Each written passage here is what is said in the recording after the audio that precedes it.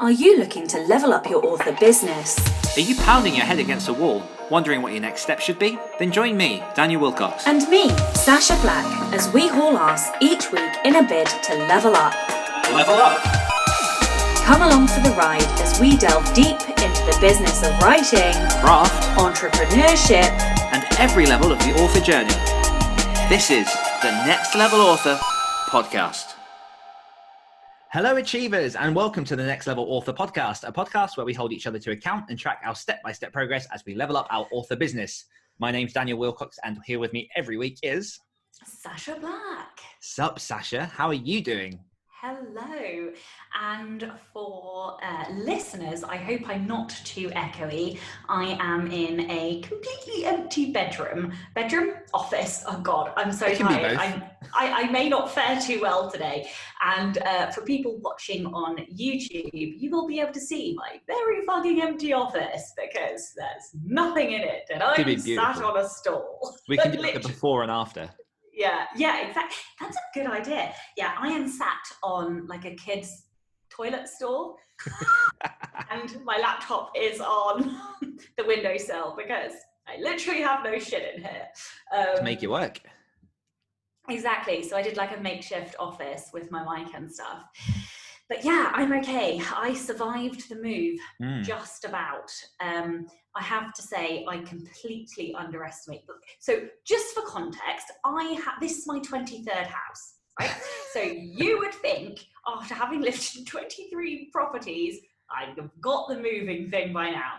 Now, I can move super effectively, but what I radically underestimated this time is that this is our property this time. So when we wanted to do like all of the decorating and stuff, we wanted to do it right, which meant stripping all of the walls, filling all of the holes, sanding the holes, priming the walls, sanding the walls. So I said that, then priming the walls, then painting the walls. So we are, what day is it today? Saturday. So we are 10 days post moving in, and I still have no fucking furniture. But we have finished like painting, so everything got painted one colour, and we're gonna do like a couple of sort of feature things tomorrow, and then we hauled in some of our stuff this evening. So yeah, we're not really unpacking anything until the carpets come in, and the carpets are not coming until the 2nd of July. So we've got another 10 days without furniture really, but then we will move in properly. So you can go one of two ways, can't it? You can either do what you've done, which I think less people elect to do, but then the people that don't choose to do that then spend a lot longer over the next however many years just chipping away and doing it and being like, oh, I'll get to that eventually, and having that one room that you're like, oh, I don't really like that, but we'll get to that eventually. Whereas you've done a Sacha and you're just smashing through it. That's it. I am like a challenge. Yeah, and I'm also all or nothing. So basically, like and my wife is very similar as well. Like we if we're gonna do something, we're gonna fucking do it. So like we fucking did the house, and yeah. So I mean, and also I think the thing is, a lot of people who do the chipping away often leave things for like ever, and then they just never get done. And this had wallpaper that I can only describe as looking like moldy puke. So we really needed to, you saw it, you can validate that. Yes. It was like moldy puke. So we had to do something. So now the things that we do will be slow and steady. So yeah, hopefully over the next few weeks, you'll see lots of changes. I think I will probably be in a very bare office for 2 weeks, and then things will start to come to life in here. How are you anyway? I'm okay. I'm just chipping away at things. I'm getting to the point where I think we've spoken before about you come through phases of like being really productive, and then you're suddenly like, oh, pandemic's still a thing, and like it just hits you a bit. I think I've had one of those weeks, not the week beyond the one before, where, you know, I was speaking to you and then I ended up taking like 3 days off because I was just like, I don't know if it was overwhelm or exhaustion or what, but I was just like, I need to just step back because I'm really, really struggling to get work done. And then this week, I've just found that I've just been bored of what I'm doing, and not in a way that like the projects that I'm doing are boring because I can find excitement in them, but generally you just feel a bit heavy and it's a bit like every day's the same.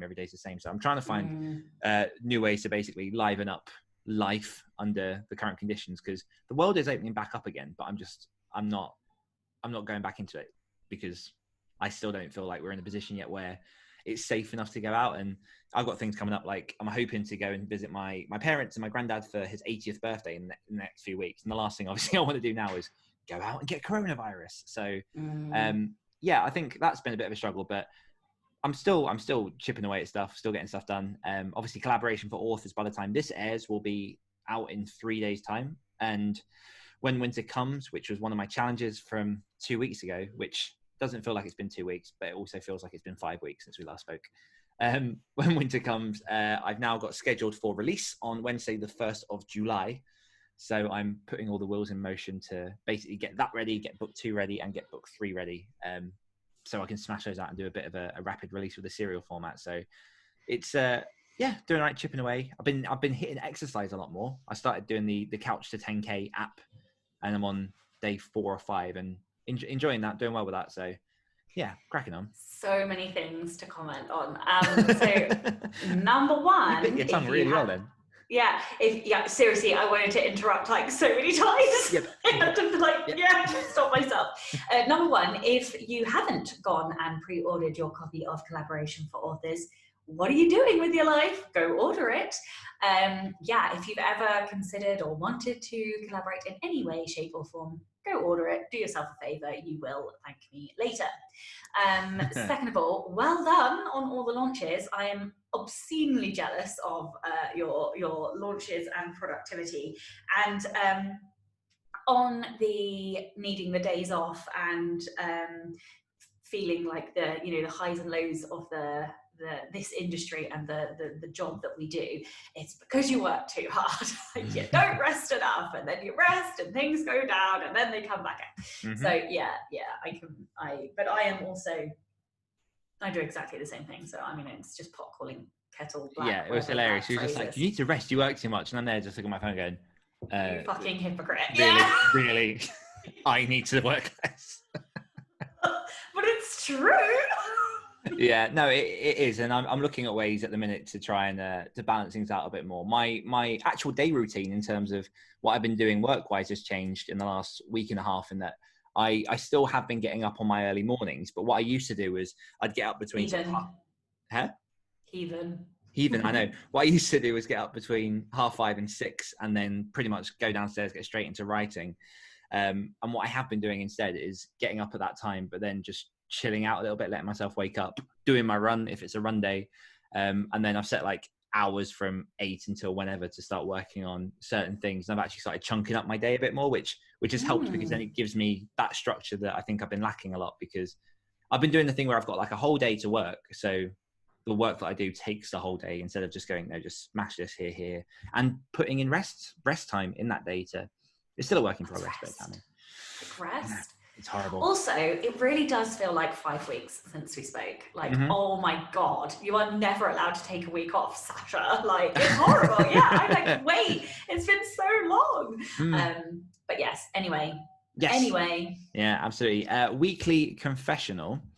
Have we been doing the things that we said that we were going to be doing? So I have no fucking idea what I said I was going to do. So I think yours was move house. So yeah. would you count that as a success? Hell yes, I would. I'm trying to think if you had anything else on there as well. I feel like I had something like catch up with freelance work. Episode 11. So yours was launch week for me for collaboration. So I'm focusing on that. And then I will have started When Winter Comes, episode 2. I am 5,000 words into book 2 out of 20,000 words. So I'm on mine. Sacha will be working half a week. She'll come back and have a catch up on client and freelance work.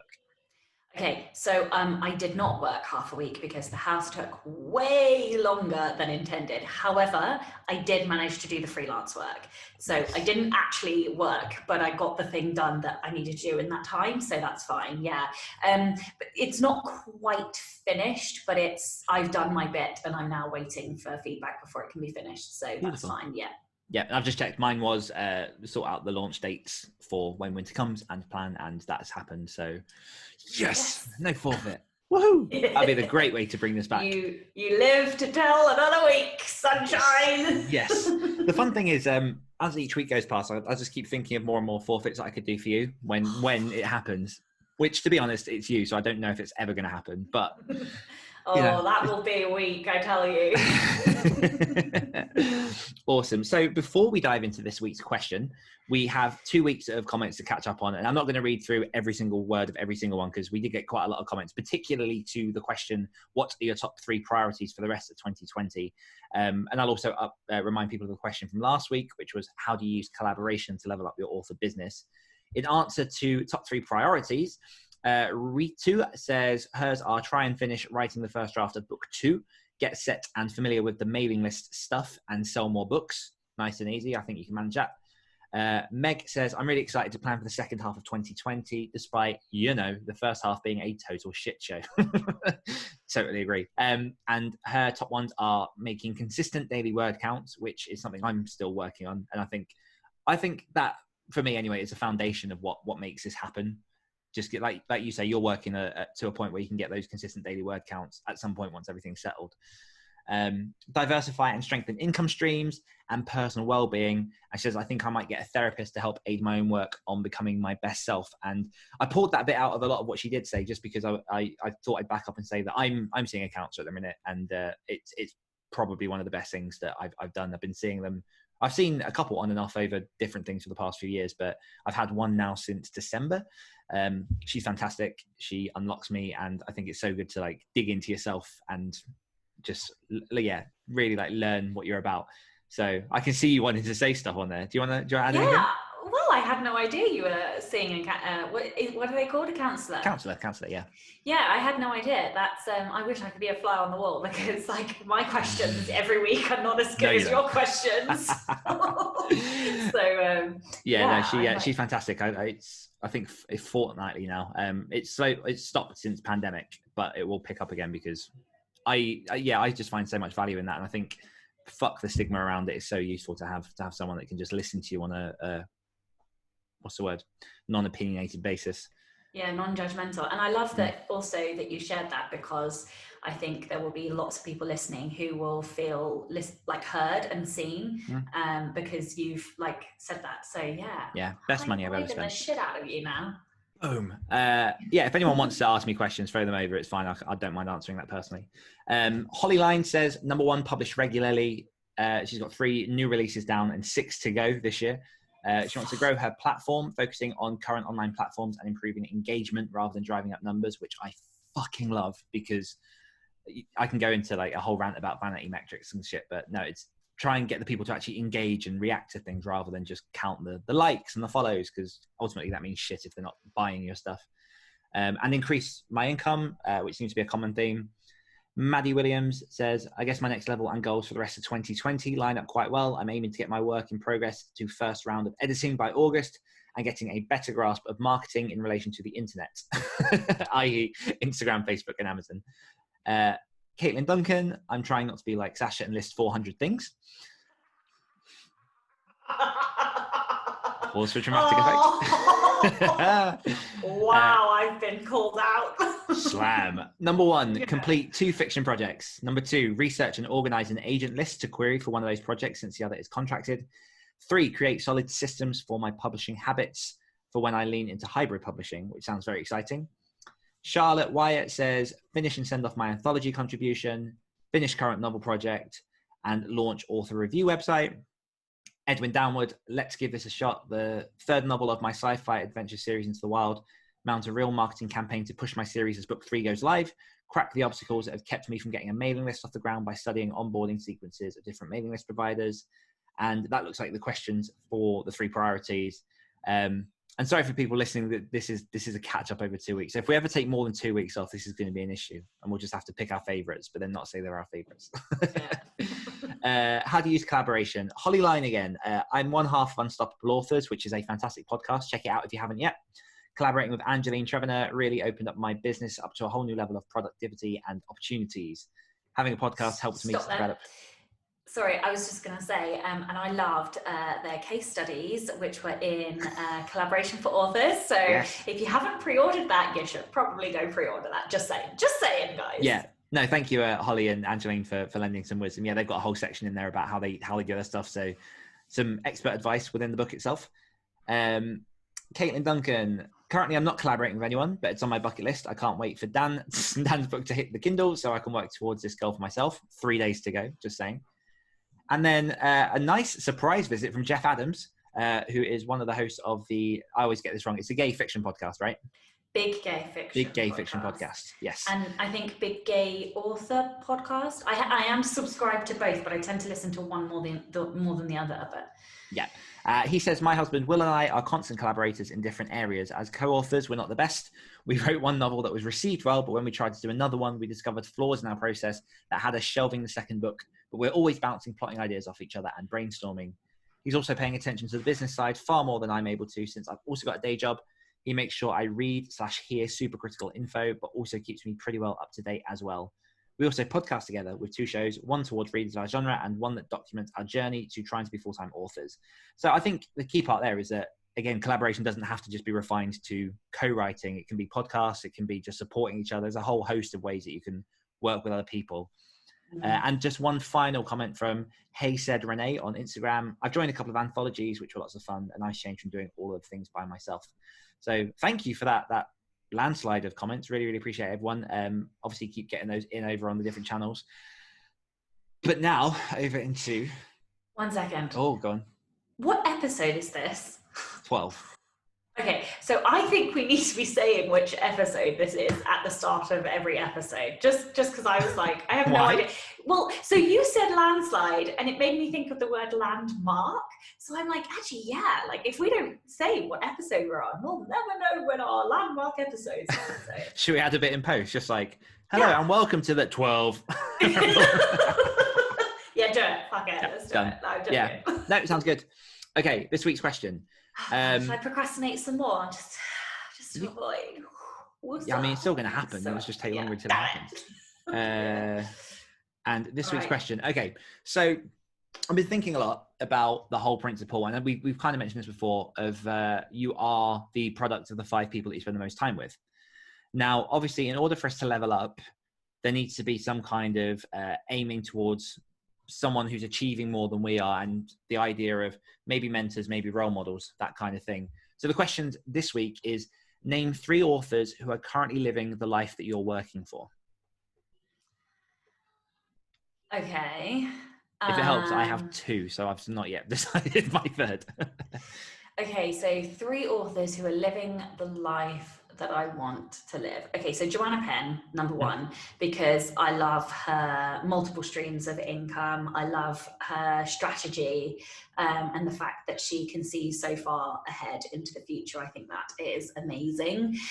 And yeah, she does a lot of the things that I really enjoy doing. So she has her fingers in lots of pies. So she has courses, she has her podcast, she writes her books, both fiction and non-fiction, and all of those things are things that I love to and that I love doing. She is several years ahead of me, and therefore has a much bigger income, and that's where I want to be. And also she has lots of foundations in place as well.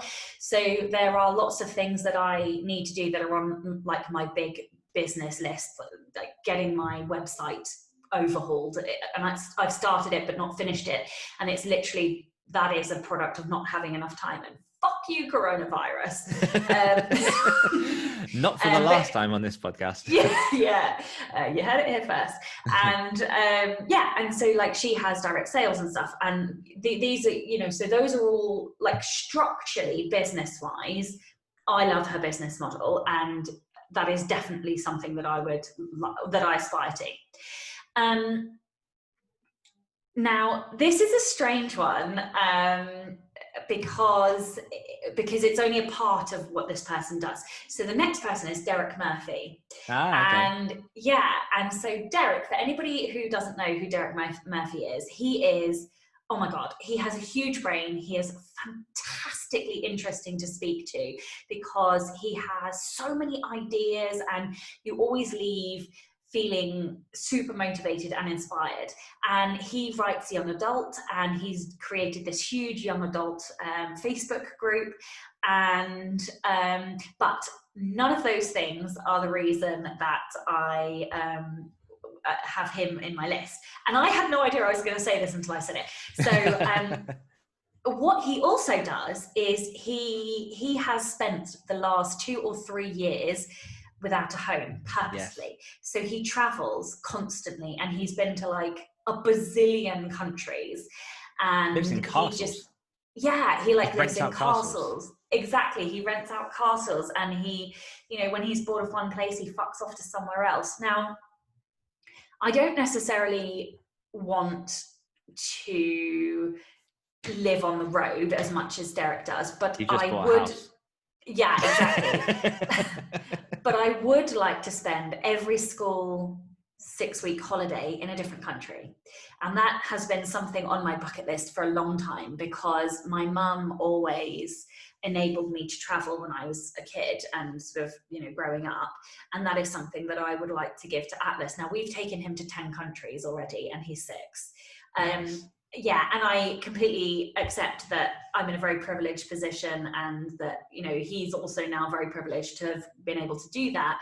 But I would like to immerse him in another culture for 6 weeks, for those school holidays, 6 weeks, and before it's too late as well. So I don't know whether or not that will ever happen, but that's certainly, you know, I love that Derrick does that, and I'm fascinated by it, and that whole lifestyle. Now, a third person is really hard. I might have to think. Maybe I only have 2. I don't know, because there's so many elements of what other people do. So I would like. It's really hard because if I were to pick a third thing, I'm not sure who I would pick, but I'm just trying to think. It would be somebody who. No, I think you're going to have to go, and then I will. Yeah. Well, I mean, part of the reason, like I say, that this question came up, it relates a little bit back to part of the reason that I started The Great Writers Share, which is to surround myself with the people that are interesting and to absorb the knowledge of other people.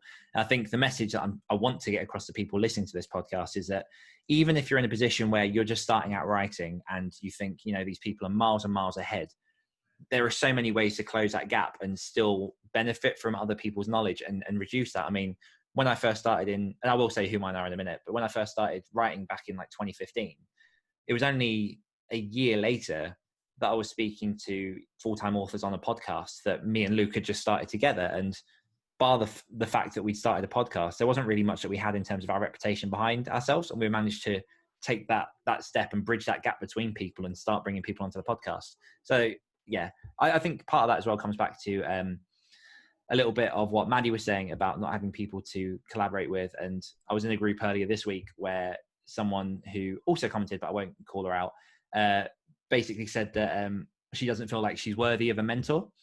And I just want to push, I just want to push that thing that like everyone's worthy. You just got to put yourself out there and make stuff happen, because people aren't as far away as you think they are.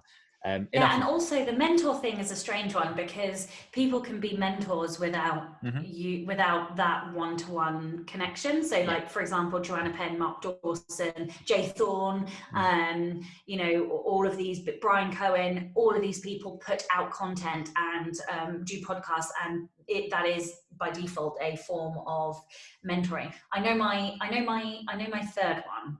Go, finish it. Okay, so. And I'll tell you the 2 things I was torn between. So I was torn between somebody like Mal Cooper, who writes extremely quickly, and that, you know, I really aspire to not necessarily write that quickly, but write quicker. So I was like, do I pick that? And then I was like, actually, there's somebody else. So NK Jemisin, I hope that's how you say her name. I read the 5th season recently, which is like I don't know what technical genre it is. I'm not sure if it's post-apocalyptic or dystopian or anyway, it's hybrid fantasy. But she's written several books, and that series in particular is 3-book series. and every single book won the Hugo and like the Nebula, and yeah, like it's insane. Every single one of her books in a series, which is unheard of because second books don't win prizes. Not just the second book, the third bloody book won them as well. Jesus. And yeah, and I would like. I don't really need external validation. That's not really why I want to do it. Well, maybe it is why I want to do it. I don't know. But I would love to feel like I'm that good of a writer, that I would deserve to win an award. Do you know what I mean? I want to be that good at writing. I'm not just about making loads of money. Of course, making loads of money would be good. And also, this is another reason I picked her, because not only does she have literary success in terms of awards, she also has financial success because her books sell a shitload. So yeah, like I would love to both sell a lot of books and also have some books that have won awards. So yeah, I would say those are my three. Perfect. Okay, mine. So the first one I'll go for is a guy called Keel and Patrick Burke, who, if people haven't heard of him, which to be fair, probably a small portion haven't. He is a hybrid horror author. He writes mostly novellas. He won a Bram Stoker Award for a novella called Turtle Boy back in, I think, 2010 or around that time. What? Called Turtle Boy. Okay, I definitely thought you said turd. Turd Boy. Yeah, Bram Stoker Award winning Turd Boy. Turd Boy. I was like, you called him what? Oh my god. Okay, can you imagine? Continue. Yeah, so he wrote Turd Boy, and so the reason that I picked him is, number one, his writing is freaking awesome. Like, I've read quite a few of his novellas. I'm a big fan of his work, and he's just a beautiful writer. And when you speak to him, he's just it's through and through classic writer. He values the plight of anyone trying to put pen to paper and all that kind of good stuff.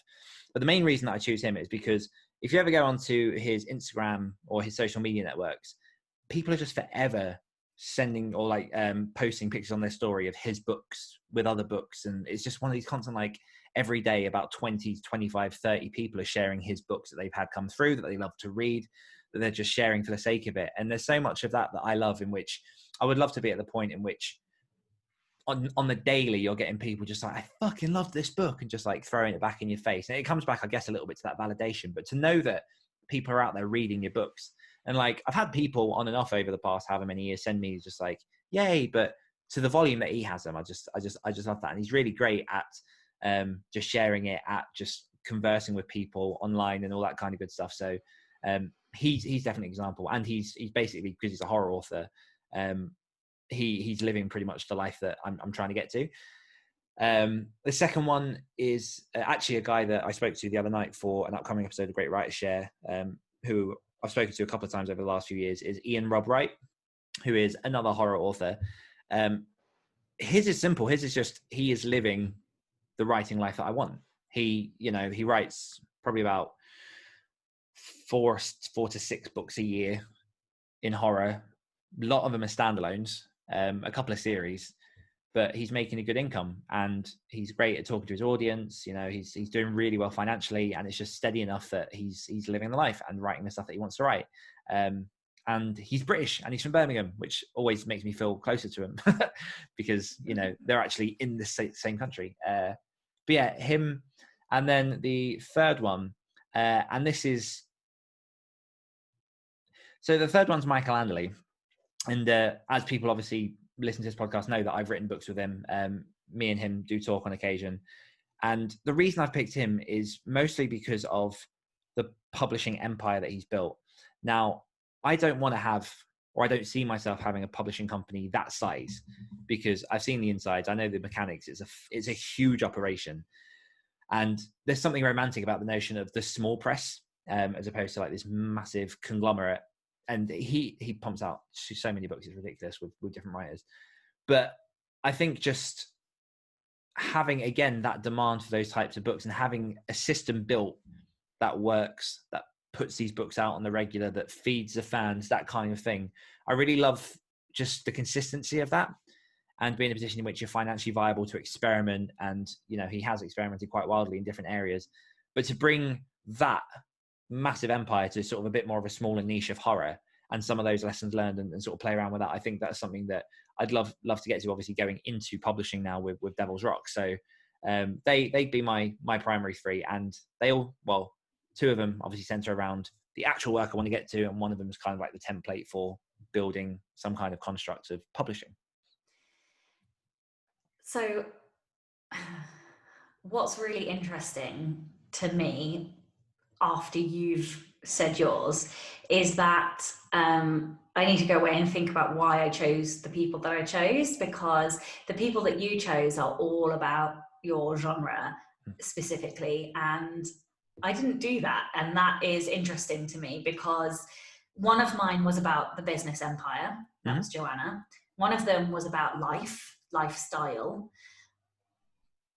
And then I guess something that I want, I suppose, in the future, but none of them necessarily, well, I suppose Derrick Wright's in my genre, but that wasn't why I picked him. So that's really interesting.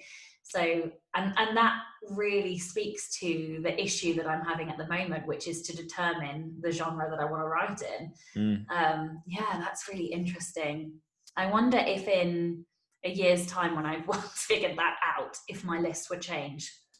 I mean, potentially. Mine has changed since I've, you know, doubled down on my genre. I think if I had asked this question 4 or 5 months ago, I probably would have given quite different answers. I think Michael would still be one. Keelan would still be one.